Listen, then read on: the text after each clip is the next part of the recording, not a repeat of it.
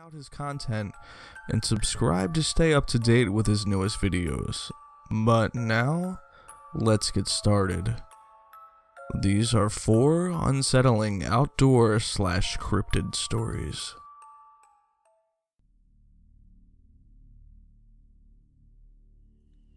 Just for reference, I am 25 years old and live in eastern Tennessee. I had recently graduated college and was taking a little time off to relax and sit around before I went job hunting. I moved back in with my parents and younger brother. My brother is quite a bit younger than me. He was just moving into junior high when I graduated college. As it was the beginning of the summer break, I decided to take him camping. I had promised him for a long time that I would, and figured it was a good opportunity to, as my schedule was completely clear. We went to a state park in the mountains, and since we lived in Tennessee, it wasn't too far away from my home. After a mile hike into the woods, we set up camp. I didn't want to go too far as my brother was quite smaller than me, and it took a bit of effort for him to keep up. We set up camp in the late afternoon and made a fire as it started to get dark. We cooked hot dogs and made s'mores, and told some ghost stories and just talked about school and life in general.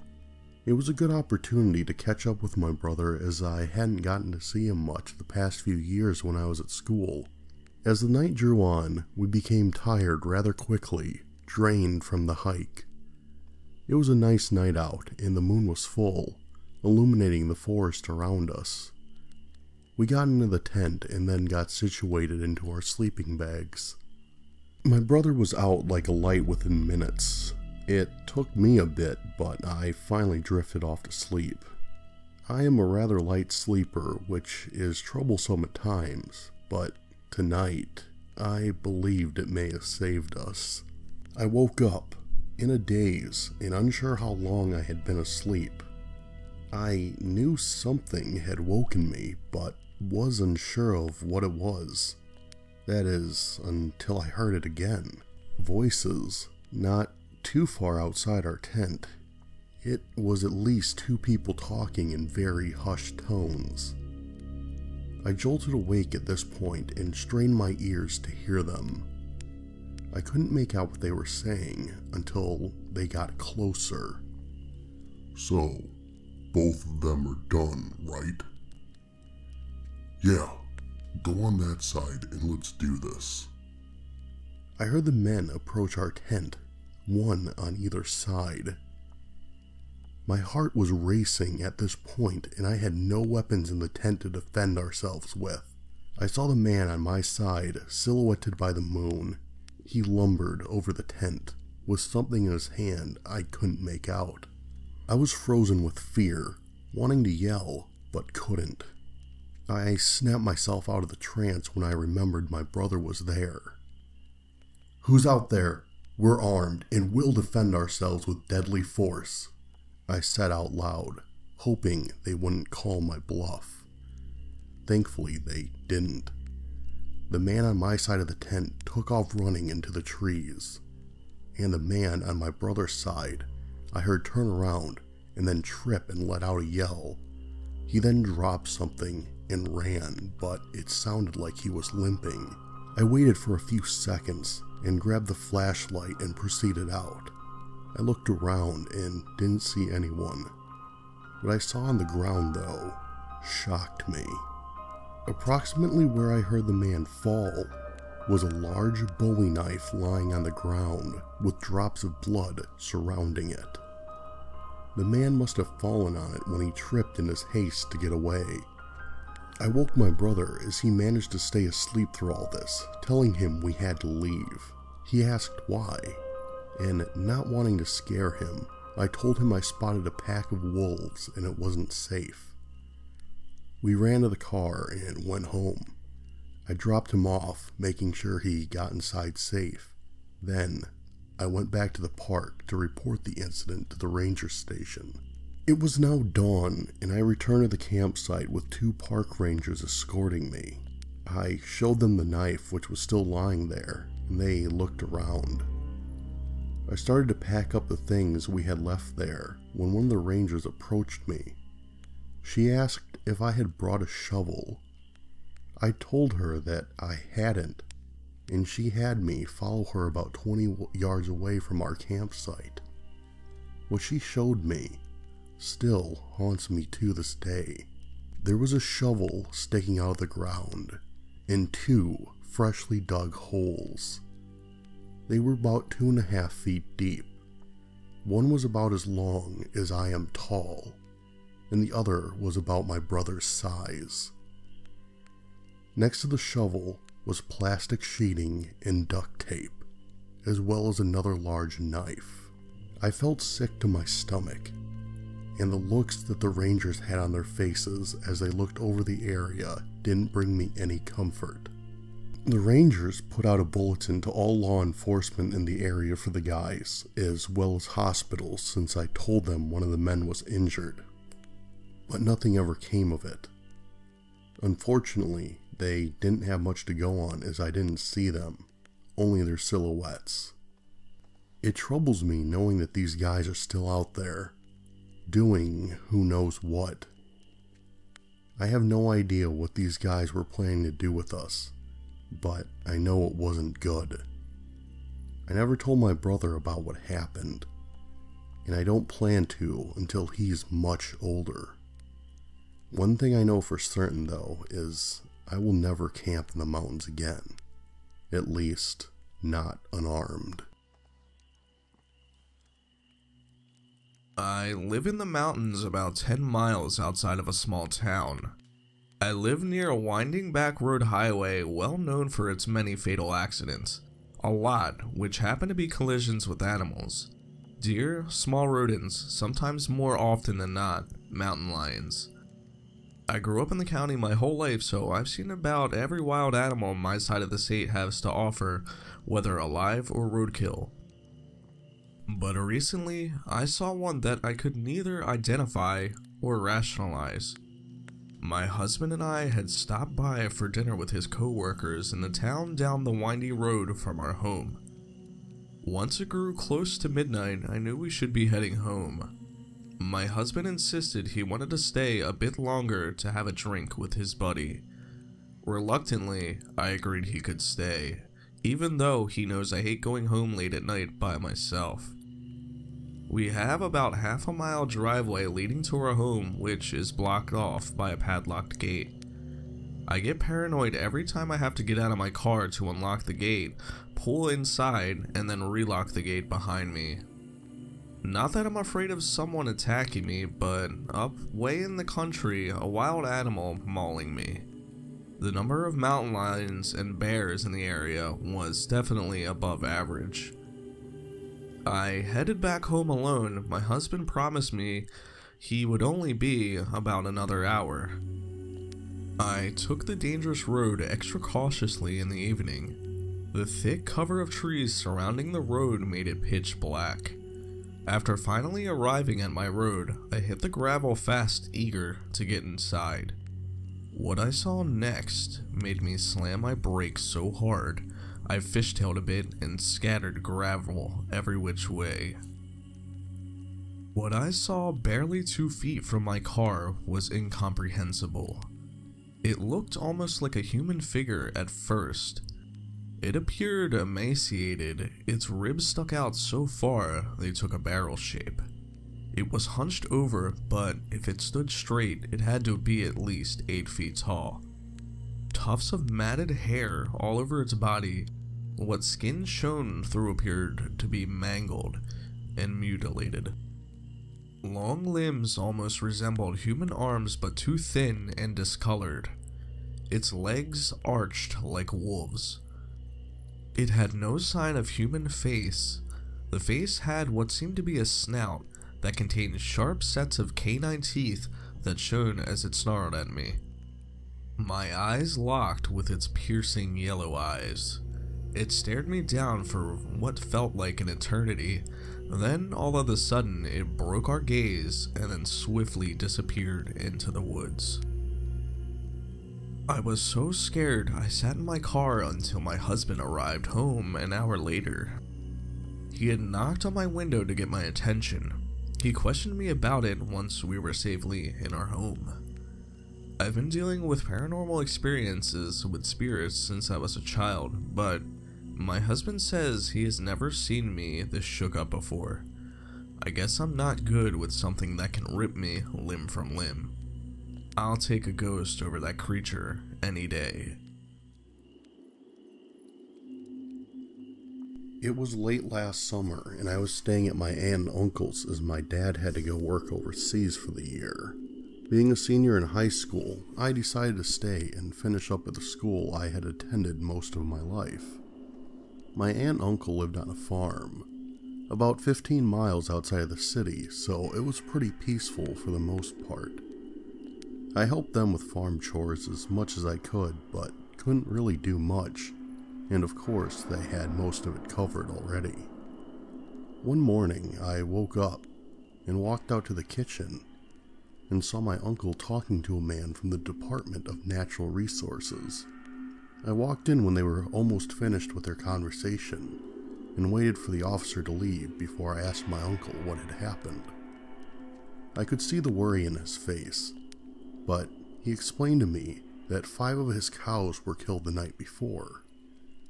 I asked him what did it, as coyote attacks were not uncommon around the area, but he said he didn't know, and it was just out of range of the surveillance cameras he had set up. He said if I wanted to see the remains of the livestock, I could, but advised me to see it before I ate. I told him I wanted to check it out. Growing up around hunting and fishing, dead animals didn't really bother me. I started learning how to process my own deer at 12, so I had a pretty strong stomach when it came to this kind of stuff. Whenever I told people this, they always thought I wouldn't be into that kind of stuff since I was a girl, so the reactions I got from people were always interesting to see. Well, my uncle knew this, as I went hunting with him and my dad mainly, so it kind of caught me off guard when he implied that it was bad. We got out to the cow pasture, and the scene looked unreal, almost straight out of a nightmare. The barbed wire fence was completely torn to shreds, and there were parts of cows everywhere, and I mean everywhere in the literal sense, hanging off of trees, on the fence, in what looked like a 30-foot area of the pasture was nothing but blood and bones. This definitely wasn't a coyote attack. Whatever did this was massive, or had to have a lot of them in the pack. It was an absolute massacre. I could tell my uncle was upset because these were his dairy cows, which he had very few of, and took good care of them. I helped him clean up the pasture and put the fence back up. That took up a good part of the day, and by the time we were done, I ate dinner and passed out on the couch for the evening. The next morning came and I was awoken by my uncle yelling in anger and disbelief. Another 2 of his cows had been killed. The part that made me worry is after the past night, he put all of his cows in the barn. So whatever it was, broke in there to get them. We went and surveyed the scene. The metal barn door had been ripped off the track that it slid on and was on the ground in a tangled mess. Again, the scene inside was just as gruesome as the field, if not more so. My uncle decided he would stay up and camp out all night to try and catch the animal that was doing this. I volunteered to help him. When night came, we let the cows out of the barn, each grabbed a firearm, and set up tree stands on either side of the small pasture so we could see the whole thing. The moon was full, so that aided us. The night went by slowly with little activity, actually none at all. Around 1 a.m., a small pack of coyotes approached. They came from the side where the fence had been torn down. I shouldered my AR-10 and trained the scope on what I believed to be the alpha of the pack. I followed the coyote as he approached the fence from the outside, but when they reached it, they stopped. the coyotes briefly sniffed around the area, barked at each other, and then took off at a dead sprint back to the tree line. This left me a bit uneasy because I had never seen an animal back off like that, especially not in a pack. Another 2 hours went by and I was starting to lose myself to sleep when I noticed a small group of cows nearest to my stand start to stand up from their resting positions and trot towards a larger group that was closer to the barn. They made noise, which woke the other cows up and started joining the others as they went and huddled near the barn. I quickly shined a small LED flashlight towards my uncle's tree stand, and he flashed his light back at me, acknowledging that he was seeing this. Then, as I looked back, I saw it. Only about 10 yards away, on the other side of the fence, a creature, not a bear or a dog or a cat, something I couldn't identify. It was on all 4 legs and looked about 7 to 8 feet long, and its face looked like nothing I had ever seen. It had dark black eyes and a mouth that stuck out a little bit from its oval-shaped head. Its ears were nothing more than a hole on either side of its head. It had fur along its back and was heavily muscled. Its gray skin looked like it was stretched tight over its body, accenting each muscle. It stood there, staring at the cows, and then stood up on its hind legs. It looked like it was almost 10 feet tall once it was standing. I regained my composure and shouldered my rifle. As it was standing slightly under a tree, there wasn't enough light for me to take the most accurate shot, so I aimed center mass, took a deep breath, and squeezed the trigger. The shot echoed through the night air, and the creature fell back from the force of the bullet hitting it. I lowered my rifle, but, to my surprise, it stood back up, like it wasn't even fazed. It looked straight at me. Its black, beady eyes seemed to pierce my soul, and then it screamed. The loudest, most blood-chilling sound I had ever heard, and then it ran back into the tree line. My uncle ran up to me. Out of breath, he asked what happened. I climbed down from the stand and explained it to him.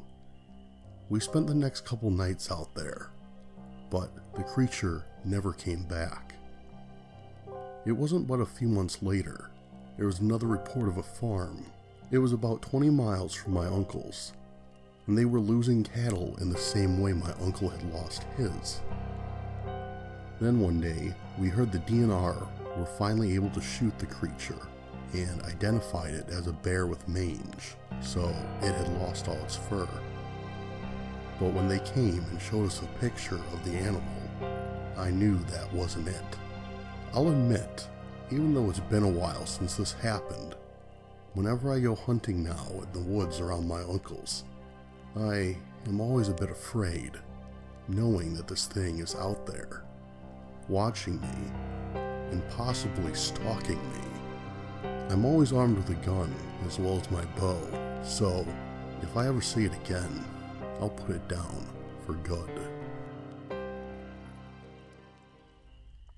This happened to myself and a close friend, both 23-year-old males, just last month. We decided to go on a 2-night backpacking/camping trip in the Adirondack Mountains of New York. We are both very comfortable with nature and spend a lot of time camping, hunting, fishing, etc. We hiked about 5 miles into a small lake and set up camp on a small beach. This was not a heavy trafficked area, and we did not expect to run into anyone. Our first night there, as we were sitting around the fire, we saw the flashlight moving on the other side of the lake around 10:30. This was fairly unusual, however, we did not think too much of it. But as time went on, This flashlight kept moving around the lake, getting closer to our campsite. We kept discussing who could possibly be wandering around the woods in the middle of the night, and we did not particularly want an unwelcomed guest. Once it was clear that the person or people were heading for our campsite, we moved off into the woods nearby to see who wandered up. I took a small axe with me, and my friend had his .22 rifle. Now, we weren't expecting any trouble, and we certainly didn't want to make any, but we figured we might as well cover our bases. Now, the moment of truth. The flashlight comes near the light of our fire, and it was one man. He has a beard and is probably in his mid-40s. The scary part was, he was carrying what turned out to be a pump-action shotgun. He walked around the campsite a few times and then proceeded to enter our tent. After rummaging around for a minute or so, he came out and started yelling, "I know you're out there. Why don't you come and say hello?" My friend and I remained motionless under the hemlock tree about 50 yards away. That is when the man proceeded to fire his shotgun into the woods, not too far from where we were. He also swung his flashlight around several times.